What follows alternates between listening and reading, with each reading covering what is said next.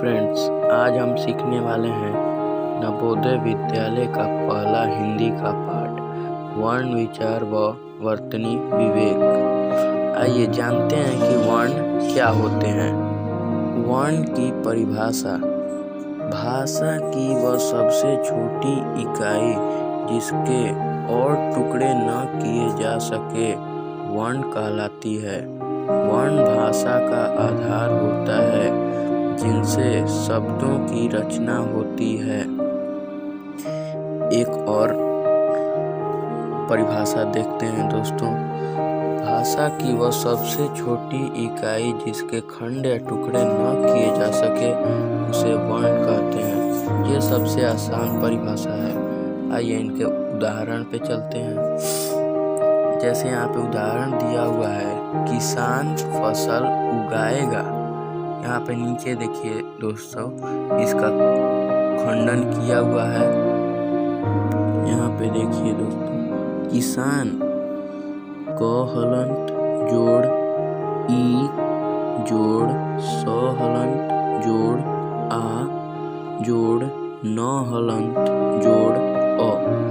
ये किसान का खंडन हो गया दोस्तों। अब देखिए फसल का खंडन भी दिया हुआ है।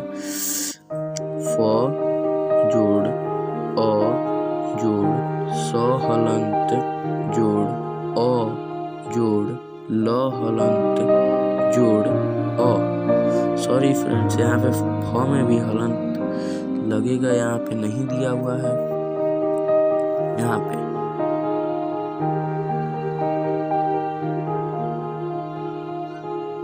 अब देखिए उगाएगा का खंडन भी दिया हुआ है।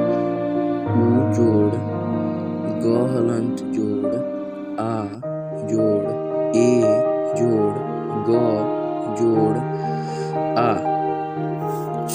ऐसे ही दोस्तों वर्ण, अब इससे छोटी इकाई नहीं हो सकती। इससे छोटी इकाई हो सकती है क्या? अब इससे इनकी छोटी इकाई नहीं हो सकती, इसीलिए इन्हें वर्ण कहा जाएगा। वर्ण की परिभाषा देखिए दोस्तों। भाषा की वह सबसे छोटी इकाई जिसके खंड या टुकड़े न किए जा सके। देखिए अब इनके खंड या टुकड़े नहीं किए जा सकते हैं। देखिए दोस्तों, अब चलते हैं दोस्तों वर्णमाला पे। वर्णों के समूह वर्णमाला कहलाता है। अन्य शब्द में किसी भाषा में वर्ण के व्यवस्थित समूह को वर्णमाला कहते हैं, या वर्णों के सार्थक मेल को वर्णमाला कहते हैं। जैसे अ, आ, छोटी ई, बड़ी ई, छोटा ऊ, बड़ा ऊ, क, ख, ग, घ, ये सब वर्ण है। ये फ्रेंड्स, आप जानते हैं वर्ण के कितने भेद होते हैं। वर्ण के दो भेद होते हैं, स्वर वर्ण, व्यंजन वर्ण। आइए अब स्वर वर्ण के बारे में जानते हैं। चलिए फ्रेंड्स, जानते हैं स्वर वर्ण किसे कहते हैं। जिन वर्ण के उच्चारण में किसी अन्य वर्ण की सहायता नहीं लेनी पड़ती तथा उच्चारण बिना रुका। या एक और परिभाषा देख लीजिए। स्वर वर्ण उन ध्वनियों को कहते हैं जिनका उच्चारण स्वतः होता है। जैसे ओ, आ, छोटी ई, बड़ी ई, छोटा ऊ, बड़ा ऊ आदि, ये सब स्वर वर्ण है। चलिए फ्रेंड्स, अब जानते हैं स्वर वर्ण के कितने भेद होते हैं। स्वर वर्ण के 3 भेद होते हैं। पहला ह्रस्व स्वर, दूसरा दीर्घ स्वर, तीसरा प्लुत स्वर। चलिए फ्रेंड्स, अब जानते हैं कि ह्रस्व स्वर किसे कहते हैं। जिन वर्ण के उच्चारण में बहुत कम समय लगता है उन्हें ह्रस्व स्वर कहते हैं। या एक और परिभाषा देते हैं। जिन वर्ण के उच्चारण में दीर्घ स्वर की अपेक्षा आधा समय लगता है उसे ह्रस्व स्वर कहते हैं। ह्रस्व स्वर की संख्या 4 होती है। अ, छोटी ई, छोटा ऊ और री। चलिए अब जानते हैं कि दीर्घ स्वर किसे कहते हैं। जिन वर्ण के उच्चारण में ह्रस्व स्वर से अधिक समय लगता है उन्हें दीर्घ स्वर कहते हैं। या एक और परिभाषा देखते हैं। जिन वर्णों के उच्चारण में प्लुत स्वर से आधा समय लगे उसे दीर्घ स्वर कहते हैं। इनकी संख्या 7 होती है। आ, बड़ी ई, बड़ा ऊ, ए, ओ और औ। चलिए अब जानते हैं प्लुत स्वर किसे कहते हैं। जिन वर्ण के उच्चारण में दीर्घ स्वर से अधिक समय लगता है उन्हें प्लुत स्वर कहते हैं। या एक और परिभाषा देखते हैं। जिन स्वरों के उच्चारण में ह्रस्व स्वर से 3 गुना समय लगता है उसे प्लुत स्वर कहते हैं। इनका प्रयोग किसी को पुकारने के लिए किया जाता है, जैसे राम इधर आओ। अब जानते हैं कि व्यंजन वर्ण किसे कहते हैं। जिन वर्ण के उच्चारण में स्वतंत्र रूप से स्वरों की मदद लेनी पड़ती तथा जिनका उच्चारण स्वतंत्र रूप से नहीं किया जा सकता है उन्हें व्यंजन वर्ण कहते हैं। या इनकी एक और परिभाषा देख लीजिए। स्वर्ण वर्ण की सहायता से जिस वर्ण का उच्चारण होता है उसे व्यंजन वर्ण कहते हैं। जैसे क, ख, ट, फ, य, ह आदि। इनकी संख्या 33 होती है। इंग्लिश में इनको 33 कहा जाता है। चलिए फ्रेंड्स अब जानते हैं उच्चारण के आधार पर व्यंजन के कितने भेद होते हैं।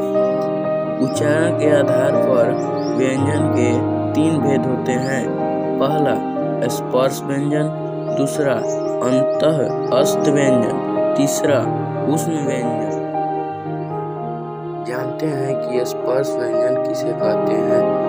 जिस व्यंजन वर्ण के उच्चारण में हवा मुख के विभिन्न भागों को छूती हुई या स्पर्श कर बाहर निकलती है उन्हें स्पर्श व्यंजन कहते हैं। इनकी संख्या 25 होती है।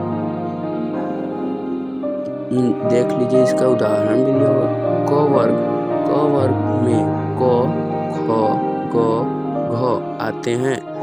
इनका उच्चारण स्थान होता है कंठ। कंठ से हवा टकरा कर निकलती है। च वर्ग च, छ, ज, झ, ञ। इनका उच्चारण स्थल होता है तालु। तालु से हवा टकरा कर निकलती है। ट वर्ग ट, ठ, ड, ढ, ड़। इनका उच्चारण स्थान होता है मूर्ध। मूर्ध से हवा टकरा कर निकलती है। त वर्ग त, थ, द, ध, न। इनका उच्चारण स्थान होता है दांत। दांत से हवा टकरा कर निकलती है। प वर्ग प, फ, ब, भ, म। उच्चारण स्थान होता है ओठ। ओठ से हवा टकरा कर निकलती है। इनमें प्रत्येक वर्ग के अंत वर्ण को पंचमाक्ष भी कहते हैं। चलिए अब जानते हैं कि अंतः अस्त व्यंजन किसे कहते हैं। जिन व्यंजन का उच्चारण करते समय जीवा मुंह के किसी भी भाग को पूरी तरह स्पर्श नहीं करती है उसे अंतःस्थ व्यंजन कहते हैं। या एक और परिभाषा देखते हैं, अंतःकरण से उच्चारित होने वाले व्यंजनों को अंतःस्थ व्यंजन कहते हैं, जैसे य, र, ल, व। इनकी संख्या 4 होती है। चलिए अब जानते हैं कि ऊष्म व्यंजन किसे कहते हैं।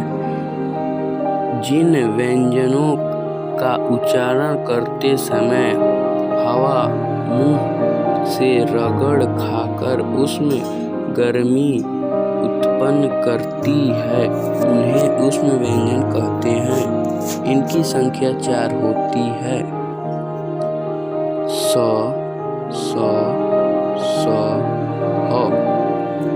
एक और परिभाषा देखते हैं, जिन वर्ण के उच्चारण में मुंह से विशेष प्रकार की ऊष्म यानी कि गर्म वायु निकलती हो, उसे ऊष्म व्यंजन कहते हैं। चलिए अब जानते हैं कि श्वास की मात्रा के आधार पर व्यंजन के कितने भेद होते हैं। श्वास की मात्रा के आधार पर व्यंजन के 2 भेद होते हैं, पहला अल्प प्राण, दूसरा महाप्राण।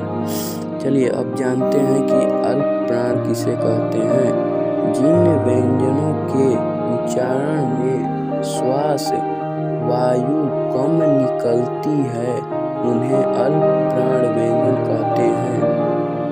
एक और परिभाषा देखते हैं, अल्प प्राण व्यंजन जिनको बोलने में कम समय लगता है और बोलते समय मुख से कम वायु निकलती है, उन्हें अल्प प्राण व्यंजन कहते हैं, जैसे क, ग, ज और प। इनकी संख्या 20 होती है। चलिए अब जानते हैं कि महाप्राण किसे कहते हैं। जिन व्यंजन के उच्चारण के श्वास वायु अधिक मात्रा में निकलती है, उन्हें महाप्राण व्यंजन कहते हैं। या एक और परिभाषा देखते हैं, हिंदी भाषा में क वर्ग आदि 5 वर्गों के दूसरे और चौथे वर्ग महाप्राण तथा ऊष्म वर्ण भी महाप्राण है, जैसे ख, ग, घ, छ, झ आदि। ये सब महाप्राण हैं। चलिए दोस्तों अब जानते हैं कि संयुक्त व्यंजन किसे कहते हैं। जब 2 या 2 से अधिक व्यंजन परस्पर मिलते हैं तो उसे संयुक्त व्यंजन कहते हैं। उदाहरण देखें, छ, त्र आदि संयुक्त व्यंजन के उदाहरण है। संयुक्त व्यंजन को व्यंजन गुण भी कहते हैं। इन्हें निम्न रूपों में व्यक्त किया जाता है। चलिए अब जानते हैं कि अगत व्यंजन किसे कहते हैं। हिंदी में उर्दू, फारसी, अरबी भाषाओं में